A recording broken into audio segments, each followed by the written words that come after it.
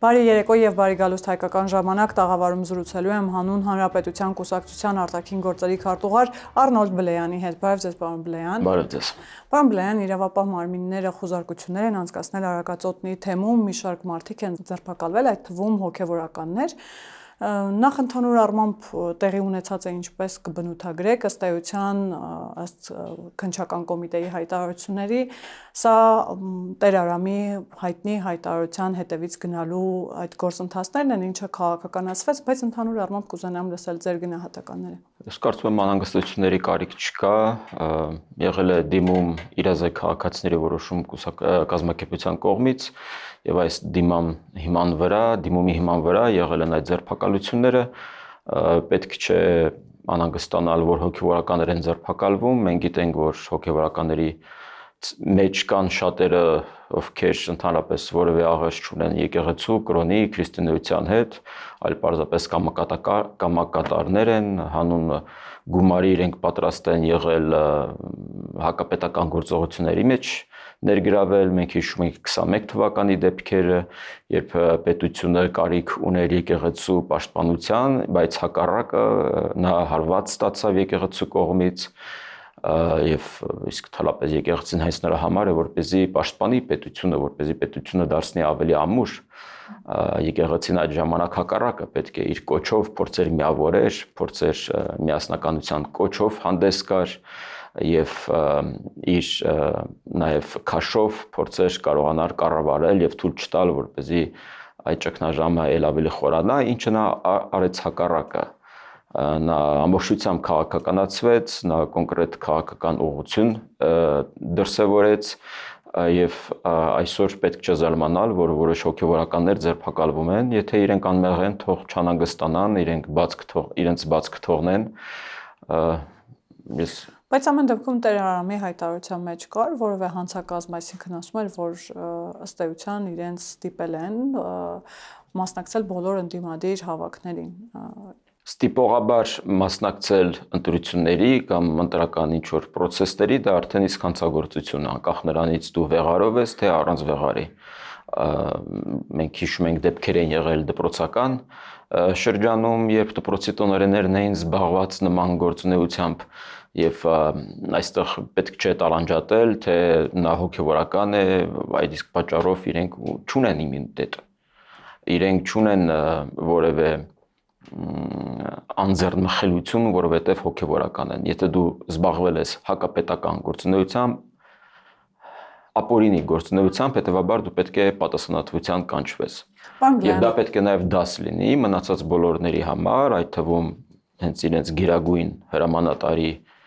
համար, որ հետայսու չզբաղվի նման գործունեությամբ, նամանավանդ, որ մենք մտնում ենք նախընտրական փուլ։ Իսկ կարծում եք դա դաս կլինի, ինչպես դուք եք ասում։ Դե ես հույս ունեմ, որովհետև Կտրիչ Ներսիսյանը թող չմտածի, որ նա անհասանելի իրավապահ համակարգի համար, որովհետև ի վերջո մենք հասկանում ենք, որ իրենց բոլոր դիրիժորը հենց Կտրիչ Ներսիսյանն է։ Ամենայն հայոց կաթողիկոս, Գարեգին Բ, կվազի քաղաքական գործիչ, պսևդո քաղաքական գործիչ Կտրիչ Ներսիսյանը, եւ նա թող չմտածի, որ նա անհասանելի է կամ իր այդ Միացյալ Նահանգներից ներմուծած դատապաշտպանը կարող է իրեն փրկել, ոչ բոլորը հավասար են օրենքի առջև։ Պարոն Բլեյան, բայց հարցը նաև էլի շատ արագ քաղաքականացվեց, այսպես Թաթոյանը միանգամից հայտարարեց, որ սա Նիկոլ Փաշինյանի այդ հատուկ ռազմավարությանն է հատուկ, որ եկեղեցու վրա հարձակվել, այսինքն սա նույն ռազմավարության եւ նույն գծի մեջ է, այն է, որ այս իշխանությունները հարձակվում են Մայրաթորի եկեղեցու վրա եւ սա հերթական դրսևորումներից մեկն է։ Դուք համաձայն եք նախ այս քաղաքական գնահատականների հետ եւ արդյոք ինչպես դուք նշեցիք, եթե այս դեպքում հանցակազմ կար, չպետք է գնային իրավապահները դրա ետևից։ Ես համաձայն չեմ, լավ ինչ է նշանակում, եթե հոգևորականը ձերբակալվում է, ապա դա հարված է կամ հարձակվել են եկեղեցու վրա, այդպես չի լինում։ Դա նույնն է, եթե օրինակ մենք առաջ երբ պահանջում ենք ենթադրենք Սերժ Սարգսյանի կամ Ռոբերտ Քոչարյանի հրաժարականը, դա դիտարկվել է որպես հարձակում պետության վրա, այդպես չի լինում։ Եթե հարցակում լիներ եկեղեցու վրա, հիմա այստեղի կողքի եկեղեցին փակ կլիներ։ Դա կդիտարկվեր որպես հարցակում եկեղեցու վրա։ Բայց եկեղեցին հանգիստ գործում է, դռները բաց են, հավատավորները կարող են այցելել, ես չեմ տեսնում որտեղ է այստեղ հարցակում եկեղեցու վրա։ Եթե որոշ հոգևորականներ մոռացել են, թե իրենք ինչի համար են այնտեղ, դա ուրիշ հարց է։ Բայց պետք չէ դա կապել, թող Արման Թաթոյանը որպես իրավագետ չփորձի կապել երևույթներ, որոնք իրար հետ որևէ աղերս չունեն։ Բայց ամեն դեպքում ընդդիմությունը ինչու է որպես վահան, այսպես ասած, անգամ քաղաքական վահան օգտագործում Մայրաթորի անունը եւ բարբերաբար հանդես է գալիս որպես Մայրաթորի պաշտպան, ինչ որ երևակայական ուժերից, հարձակումներից է պաշտպանում եւ բարբերաբար ասում է, որ այս իշխանությունից պաշտպանելու է եկեղեցին։ Սա նորմալ երևույթ է առհասարակ, որ ընդդիմությունը իր վահաններից մեկը ըստ էության դարձրել է Մայրաթորը։ Իրենք բոլոր հնարավոր վահանները փորձում են օգտագործել, հասկանալով, որ երբ խոսում են եկեղեցու մասին կամ հոգևորականների մասին, այստեղ հուզականություն կա, զգացմունքներ կան եւ իրենք փորձում են օգտագործեն մարդկանց զգացմունքները, ազդել իրենց վրա։ Մենք հիշում ենք, որ տարիներ շարունակ առ այսօր իրենք փորձում են արցախահայերի ուրեմն զգացմունքների վրա ազդել, փորձում են նաեւ Ղարաբաղից տեղափոխված մեր հայրենակիցներին օգտագործել տարատեսակ հակապետական գործողությունների մեջ։ Եվ իդեպ մենք խոսում ենք, բայց չենք կարող այստեղի սենյակի մի մեծ փղին չնկատել, դա Ռուսաստանն է, իսկ դա ռուսական գործելավոճն է, նույն բանը մենք տեսել ենք Մոլդովայում, նույն բանը իրենք փորձել են կիրառել Բալտիկ երկրներում, կասեցվել են, այսինքն նույն բանը իրենք օգտագործել են, օգտագործում են Վրաստանում, Ուկրաինայում, գիտեք, ընդհանրապես այդ եկեղեցին համարվեց ռուսական եկեղեցին, ռուսական ուղղափառ եկեղեցին համարվեց ապօրինի եւ այնտեղ այլևս չի գործում, ընդ որում այդ նույն դատապաշտպանը պաշտպանում է այդ եկեղեցին ուկրաինական պետության դեմ։ Քանի որ քանիցս խոսեցիք արդեն Ռոբերտ Ամստերդամից, վերադառնանք 3 Ամստերդամի արած հայտարարություններին, ընդ որում ձեռքը սեղանին խփելով Ամստերդամը հայտարարեց, որ ամենօրյա ռեժիմով հարձակվելու են Հայաստանի վրա, քանի դեռ Սամվել Կարապետյանը կալանավայրում է։ Ընդհանուր առմամբ նախ Ամստերդամի գործողությունները ավելի շատ որպես փաստաբանի գործողություններ են, թե քաղաքական կարելի է դիտարկել այս հայտարարությունները, եւ իրավապահ մարմինները նաեւ այս առումով անելիք ունեն, թե չունեն։ Իհարկե, օրինակ դուք պատկերացնում եք, օրինակ Միացյալ Նահանգներում որևէ օտարազգի դատապաշտպան գնար հարցազրույց տար, ձեռքով հարված էր սեղանին եւ ասեր, որ մենք հարձակվելու ենք Միացյալ Նահանգների վրա, Դոնալդ Թրամփի վրա, եթե իրենք բաց չթողնեն ինչ-ինչ քաղաքական գործ չի։ Դա անիրատեսական է, մենք տեսնում ենք, որ նույնիսկ պրոպաղեստինյան ցույցերին մասնակցողներից վիզաները ուրեմն հետ են վերցվում, իրենք արտաքսվում են երկրից եւ այնտեղ որևէ հակաժողովրդավարական բան չկա։ Ես կարծում եմ այստեղ սպասել, որ փաստաբանական պալատը ինչ-ինչ գործողությունների կգնա նույնպես անիրատեսական է, նաիվ կդիտարկվի, բայց կարծում եմ ԱԳՆ-ն այստեղ գործ ունի անելու, որովհետև ինչ է նշանակում, կարծես թե նա շատ է շփվել Գարգին Բ-ի հետ եւ այդ քաղաքական գործչի փոշին իր վրա նույնպես նստել է, որովհետև իր հայտարարությունները որևէ աղերս չունեն իրավաբանության հետ, իրավապաշտպանության հետ, որովհետև խոսում էր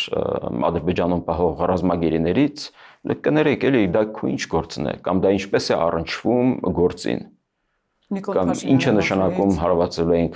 Հայաստանին, ինչ է նշանակում ժողովրդի կողմից ընտրված իշխանությանը հարվածելու մասին, երբ դու հայտարարություններ ես անում, նա չի հասկանում դեռ թե որտեղ է գտնվում։ Ես նորից եմ ասում, նույն այդ դատապաշտպանը առ այսօր պաշտպանում է ռուսական եկեղեցու շահերը Ուկրաինայում։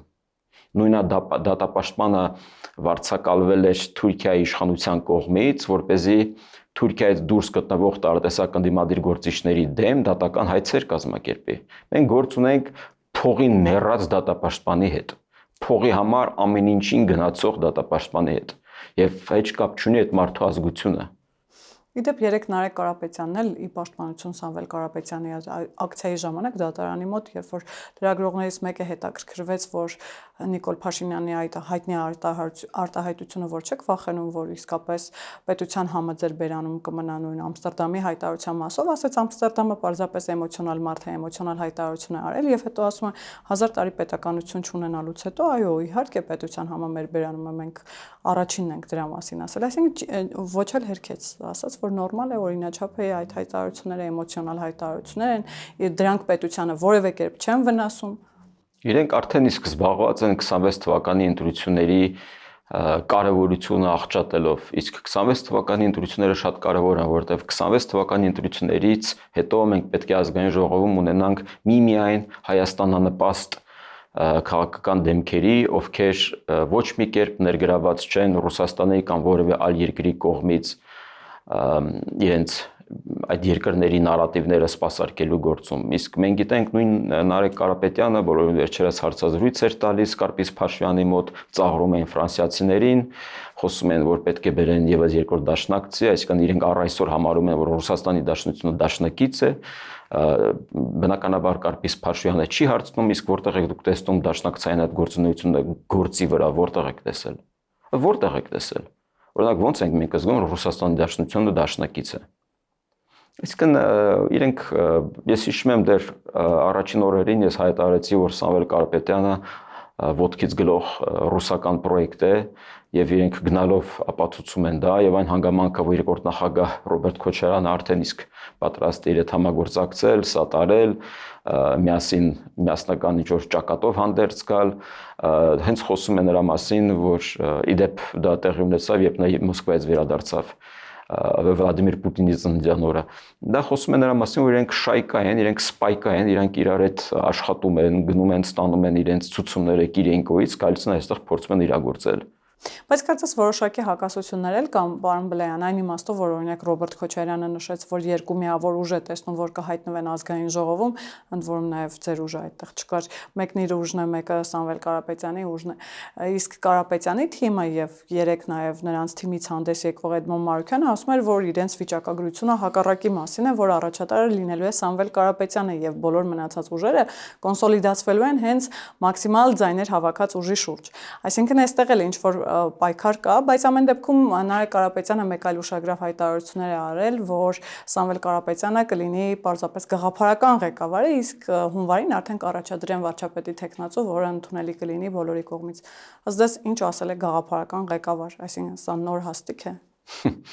Դե քանի որ նա Հայաստանի Հանրապետության քաղաքացի չի կարծեմ, Սամվել Կարապետյանը կամ նույնիսկ եթե լինի, ապա որպես երկքաղաքացի չի կարող մասնակցել ընտրությունների, Բագրատ Սրբազանովը կա,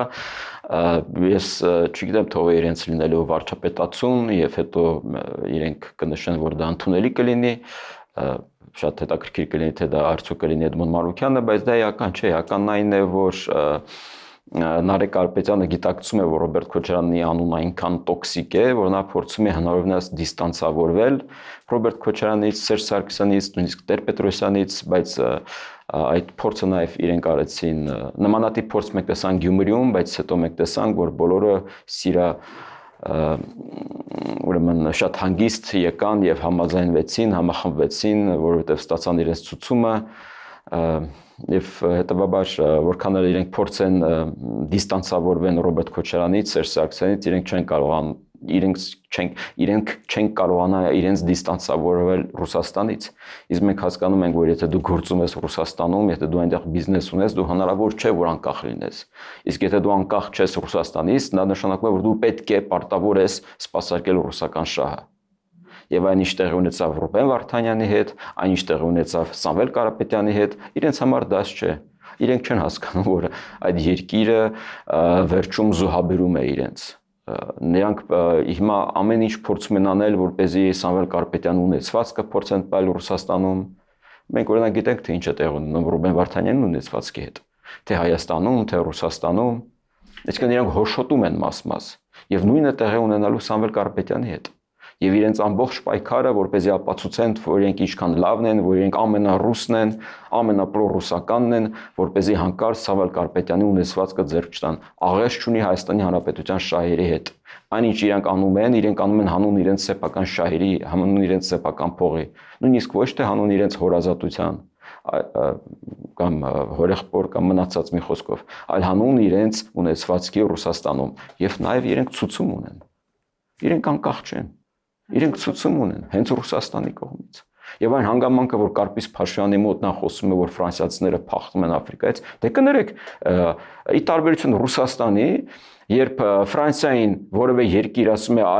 այլևս պետք չէ դուք մնաք այստեղ գնաք, իրենք հասկանում են միջազգային իրավունքը, քանի որ եղել է պաշտոնական ցանկություն եւ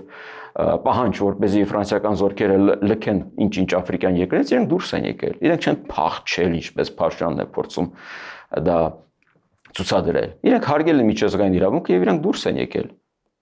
Իրենք չեն փախչել ինչ որ մարտական գործողությունների արդյունքում, այլ դա կլիներ փախուստ։ Բայց ամեն դեպքում Նարեկ Կարապետյանը այստեղ այլ շեշտադրում է դնում իրենց գործողությունների մեջ, դուք ասացիք, որ այդ ամբողջը իրենց հարստությունը ունեցվածքը պահելու մասին է եւ ոչ թե Հայաստանի, ինքն ասում է, որ իրենք այն ուժերն են, որ Հայաստանը կարող են այս վիճակից անել, ընդ որում չի նշվում ինչ վիճակից։ Բայց ինչ վիճակից։ Բայց ինչ է եղել Հայաստանին։ Հայաստանը հակառակը գնալով էլ ավելի է զարգանում։ Եվ այն հանգամանքը, որ Դոնալդ Թրամփը մեզ հրավիրում է Շարմ էլ-Շեյխում մասնակցելու խաղաղության որևէ օրակարգին, որտեղ ուղղակիորեն Հայաստանը ներգրաված չէ կամ նույնիսկ շահերը այդքան չեն խաչասերվում։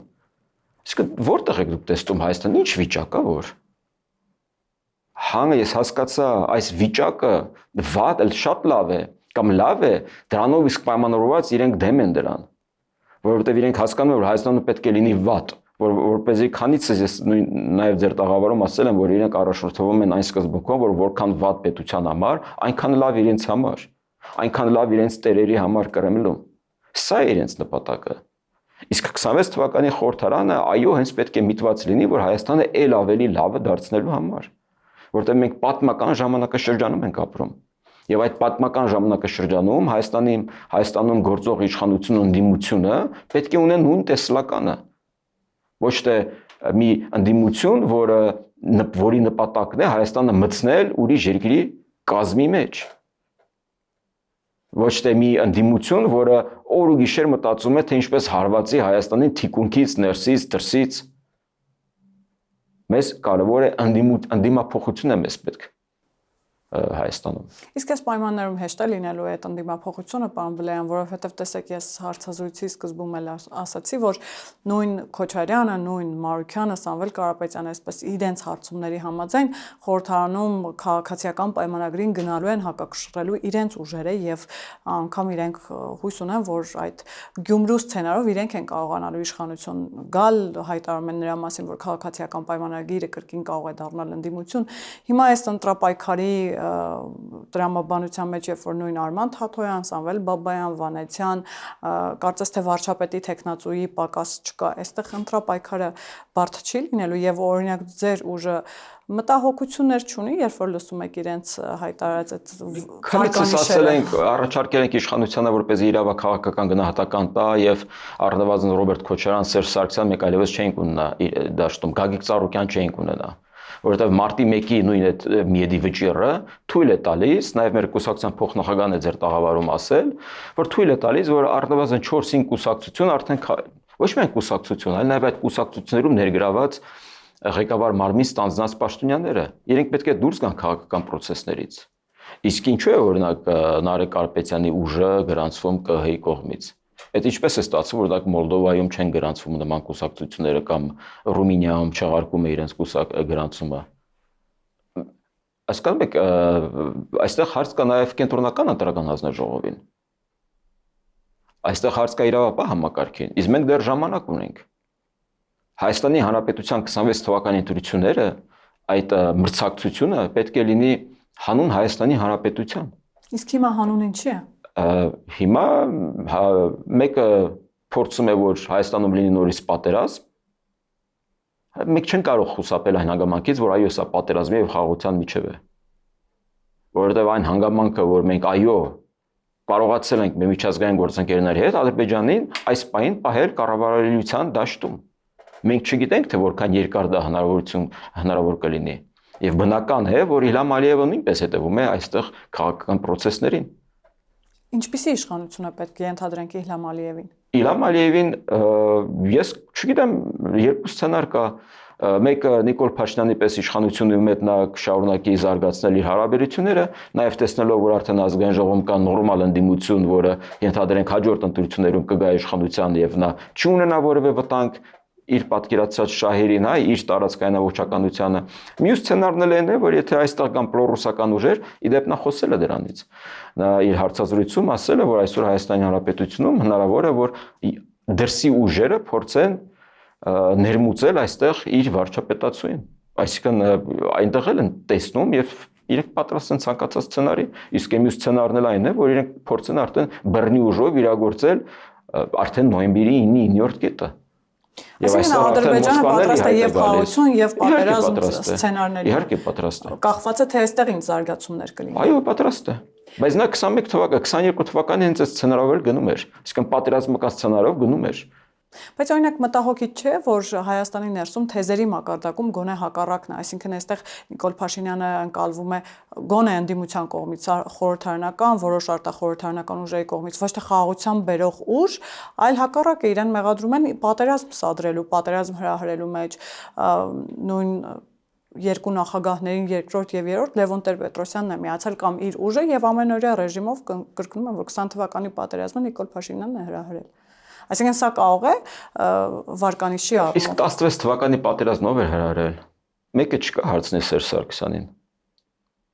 Իսկ օրինակ 2008 թվականին ով էր հրահրել, որ Ռուսաստանն արդեն Ադրբեջանի հետ կնքում էին ռազմավարական համագործակցության խարտիա,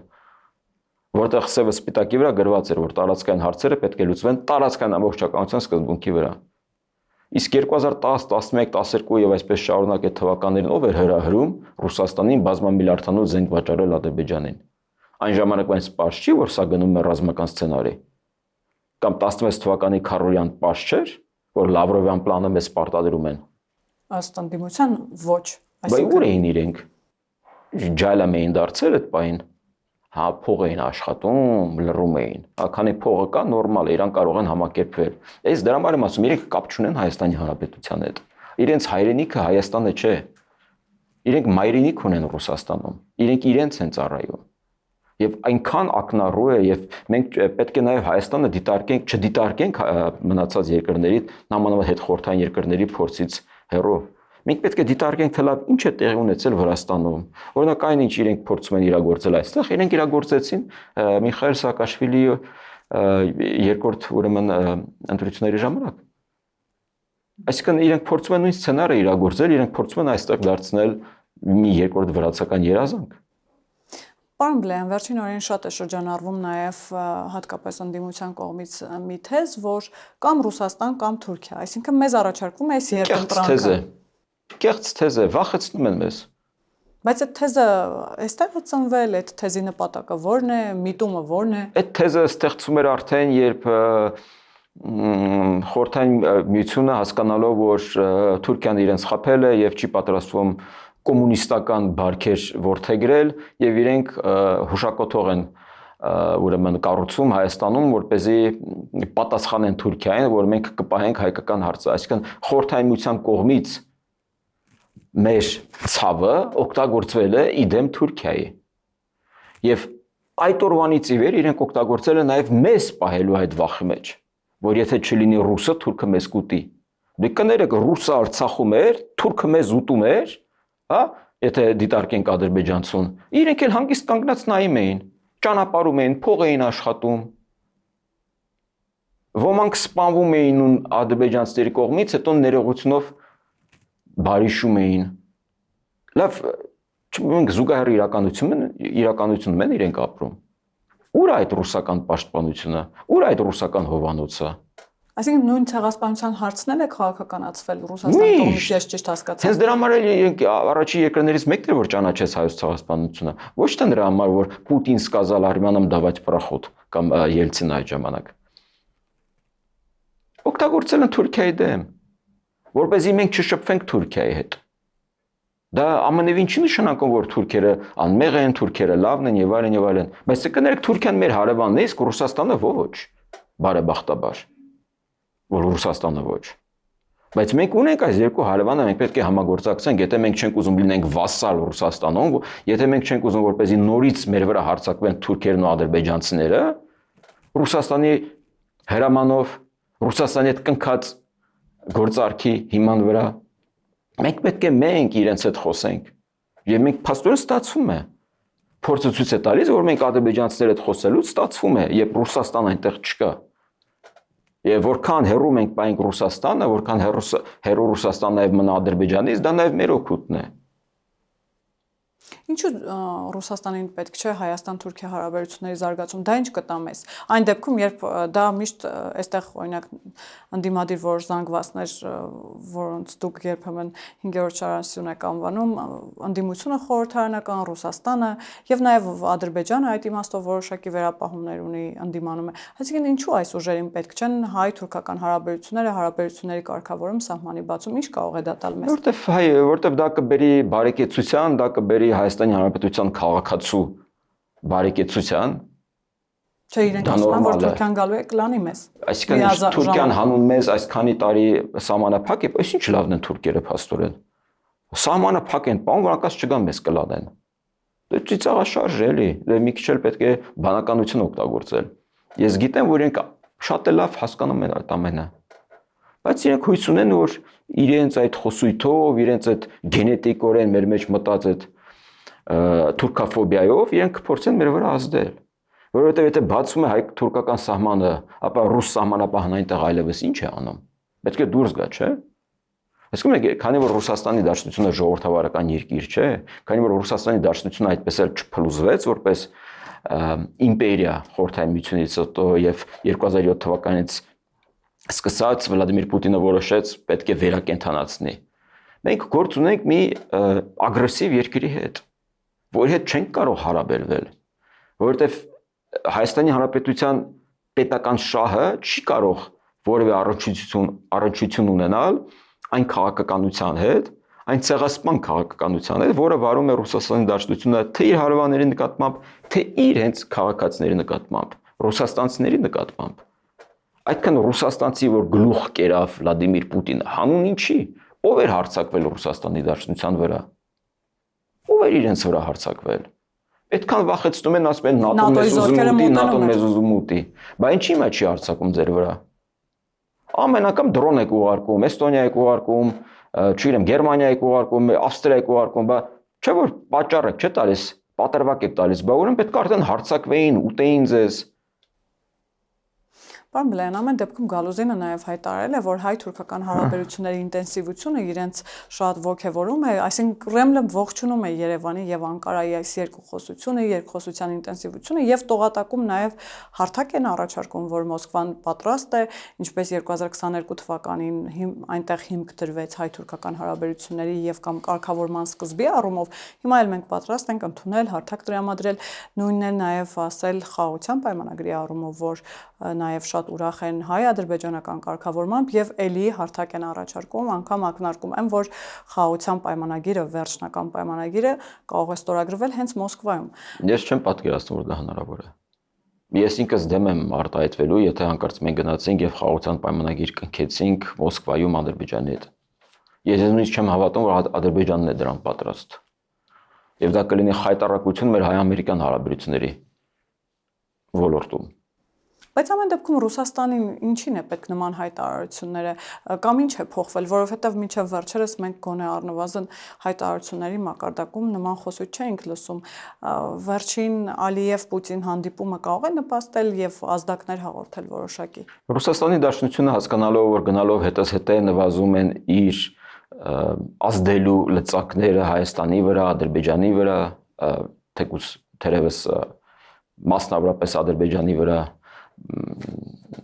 նա փորձում է հնարավորինս բոլոր մեթոդներով պահել իր ներկայությունը այստեղ, որովհետև նա հասկանում է, որ շատ շուտով երբ սկսվի արդեն օգոստոսի 8-ի բուն իմպլեմենտացիան, ի վերջո ռուս սահմանապահները պետք է հայ-իրանական սահմանից դուրս գան։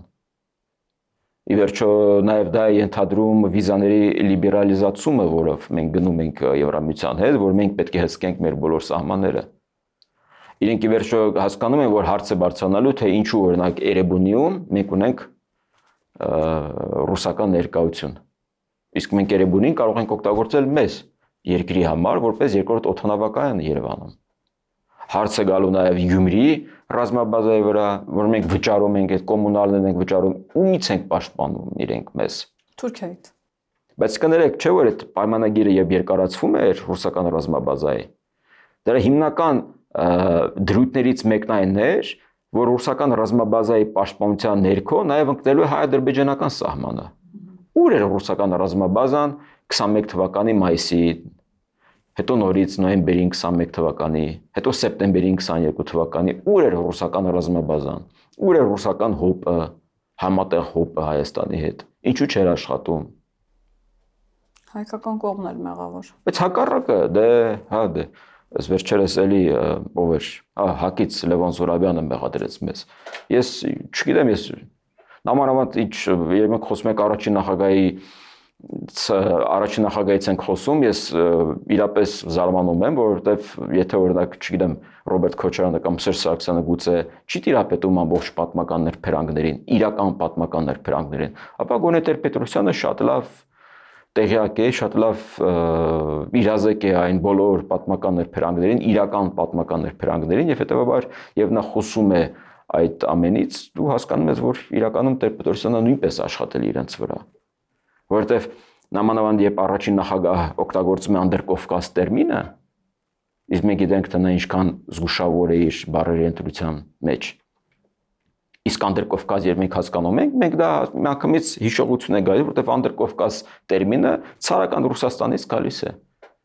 Խորհրդային Միություն եւ այլն։ Այստեղից ինչ հետևություն պիտի անի Հայաստանի Հանրապետության քաղաքացին եւ քանի որ տևական ժամանակ է խոսվում է հիբրիդային պատերազմի մասին, պարոն Բելյան, ինչ է կարծում նախընտրական շրջանում, թեև արդեն նախընտրական փուլ են մտել որոշ ուժեր, նախընտրական շրջանում որքան մոտենանք ընտրություններին, այդքան ավելի ուժգնանալու են այդ հիբրիդային հարվածները, նարատիվների, այս թեզերի ներդրումը, որոնցից մեկի մասին մենք արդեն խոսեցինք կամ Թուրքիա կամ Հայաստան եւ Հայաստանի Հանրապետության քաղաքացին ի վերջո ինչպես պիտի կողմնորոշվի։ Հայաստանի Հանրապետության քաղաքացին պետք է հասկանա, որ անկախ այն հանգամանքից, թե դու սիրում ես Նիկոլ Փաշինյանին, չես սիրում, մեզ ես սիրում, թե չես սիրում, Եվրոպային սիրում ես, Ամերիկային սիրում ես, թե չես սիրում, դու պետք է հասկանաս, եթե դու օրինակ ընտրում ես Սամվել Կարապետյանի ուժը, դու ընտրում ես Ռոբերտ Քոչարյանին։ Եթե դու ընտրում ես Ռոբերտ Քոչարյանին, դու ընտրում ես Վլադիմիր Պուտինին։ Եթե դու ընտրում ես Վլադիմիր Պուտինին, դու արդարացնում ես Արցախյան պատերազմում մեր բոլոր զոհվածների մահը։ Դու արդարացնում ես Ռուսաստանի դավաճանությունը։ Դու փաստորեն քվեարկում ես հանուն Հայաստանի Հանրապետության կազմաքանդման, հանուն Հայաստանի Հանրապետության Ղարաբաղացման։ Եվ դու քեզ պետք է հաշիվ տաս, լավ դու քո քվեով նաև քո քվեն դնում ես քո հաջորդ սերունդների պատասխանատվության ներքո։ Որովհետև քո սերունդներն էլ են, չէ, Հայաստանում ապրում։ Լավ, դու ուզում ես, չէ, որ Հայաստանի Հանրապետությունը լինի անկախ, զարգացող, զարգացած, բարձր կրթական եւ առողջական մակարդակներով։ Լավ, կարող ես դու տարանջատել քո նեղանձնական ցանկությունները, իղձերը կոնկրետ պետության շահերից։ Լավ, միգուցե դու փող ես աշխատել Ռոբերտ Քոչարյանի, Սերժ Սարգսյանի տարիներին եւ հիմա նորից ուզում ես աշխատել։ Լավ, դու աշխատեցիր, բա հետո քո երեխան, թոռը, ծոռը նույնպես աշխատելու են նույն այս գործով։ Կամ կլինի Հայաստան այդ ժամանակ, թե լինելու Արմենսկա գուբերնիա մի մասը, Վիլայետ մյուս մասը։ Արցախը 20 թվականին չկիսեցին երկու մասի։ Ես այդ ժամանակ էլ ասում եի, որ Արցախը օկուպացված է երկու կողմից՝ Ռուսաստանի եւ Ադրբեջանի։ Եվ ի վերջո իրենք եկան ինչ-ինչ համաձայնություններ եւ մնացած մասն էլ հանձնեցին։ Նույն ճակատագիրը կսպասի Հայաստանին, եթե Գյումրի սցենարը կրկնվեց։ Հարցս դա էր, արդյոք այդ սցենարի հնարավորությունը կա։ Ես այդքան չեմ հավատում, որովհետեւ ի վերջո համապետական ընտրությունները տարբերվում են թիմ ընտրություններից, եւ ես չեմ պատկերացնում, որ այդ հակապետականները կարող են այդքան մեծ այդքան շատ հետևորդներ ունենալ Հայաստանում, դա հնարավոր չէ։ Շնորհակալ եմ, պարոն Բելյան։ Շնորհակալ եմ։ Հիշեցնեմ, որ տաղավարում զրուցում էի հանուն Հանրապետության կուսակցության արտաքին գործերի քարտուղար Առնոլդ Բլեյանի հետ։ Կհանդիպենք։